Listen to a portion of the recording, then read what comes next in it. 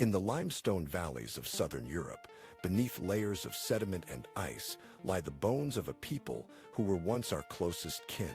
For over 150 years, they have lived in the shadow of our own story, sometimes depicted as brutish hunters, sometimes as tragic relics.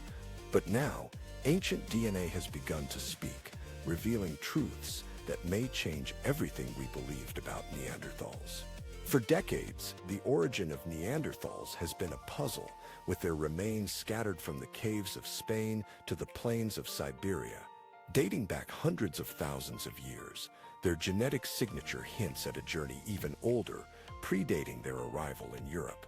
A new study, led by an international team of geneticists and paleoanthropologists, analyzed DNA from Neanderthal fossils found in various locations. From the famous Vindija cave in Croatia to the remote Altai mountains of southern Siberia, the results connect climate shifts and migrations. Neanderthals were not an isolated offshoot. Around 600,000 years ago, they split from a common ancestor we shared, likely Homo heidelbergensis. This divergence likely occurred somewhere in Africa or Eurasia, but their exact point of origin has remained a mystery until now. The team examined nuclear and mitochondrial DNA, the latter passed down through mothers, from bones and teeth preserved in permafrost-like conditions. These genetic fragments were compared to hundreds of ancient and modern genomes from around the globe, revealing something remarkable. The earliest Neanderthals carried traces of an older lineage, possibly from Central or East Asia, moving west into Ice Age Europe. One striking find came from the Altai Neanderthal, a female who lived over 120,000 years ago, showing signs of interbreeding with Denisovans. This suggests the Neanderthal story wasn't a straight line from origin to extinction, but a braided river of contacts and migrations. Genetic evidence also shows that not all Neanderthals were the same. Early Western Neanderthals had different profiles from their Eastern cousins. But if their ancestors came from further east, what drove them there in the first place? Climate may have been a key factor. Ice Age Europe was a land of brutal winters and shifting landscapes, with glacial cycles pushing populations south into refuge.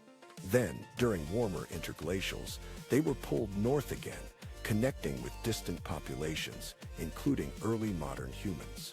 The DNA also uncovered something else, a small but significant amount of genes from an even more ancient hominin, possibly Homo erectus. This unexpected link hints that the true birthplace of Neanderthals may not have been a single region, but a vast, interconnected range. What's becoming clear is that Neanderthals were far from the slow-moving, isolated survivors we once imagined. They were travelers, innovators, and in their own way, survivors of epic journeys. The next clue in their origin story comes from Mezmeskada Cave in the Caucasus Mountains, a rugged corridor between Europe and Asia. Here, archaeologists uncovered the remains of a Neanderthal child, her bones whispering the stories of her short life over 40,000 years ago. Her DNA told a different tale from the Neanderthals of Western Europe, linking her to populations much further east. This reinforces the idea that the Caucasus acted not as a border, but as a bridge connecting Ice Age Europe to the vastness of Asia. The timeline painted by these genomes is staggering. Between 100,000 and 60,000 years ago, Neanderthals expanded and re-expanded into different regions. Each movement left subtle changes in their DNA, like footnotes in a book that no one thought we'd ever read. And each movement may have brought them into contact with other human groups, including our own ancestors. This matters because the story of Neanderthals is also the story of us. Every non-African person alive today carries, on average, about 1 to 2% Neanderthal DNA. That inheritance is the product of interbreeding events, some in the Middle East, others perhaps further east, over 60,000 years ago. But new genetic evidence pushes some of these encounters deeper into the past, revealing earlier interconnections. Certain Neanderthal lineages appear to have received genes from early modern human relatives over 200,000 years ago.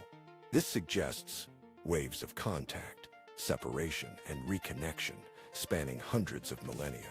So why did Neanderthals vanish around 40,000 years ago if they were so adaptable? DNA offers a partial answer. By the end, Neanderthal populations had become small and isolated. They left a legacy woven into our biology, impacting our immune systems and even how our skin responds to sunlight. In a sense, they never fully disappeared. As ancient DNA technology advances, researchers are searching for Neanderthal traces in unexpected places.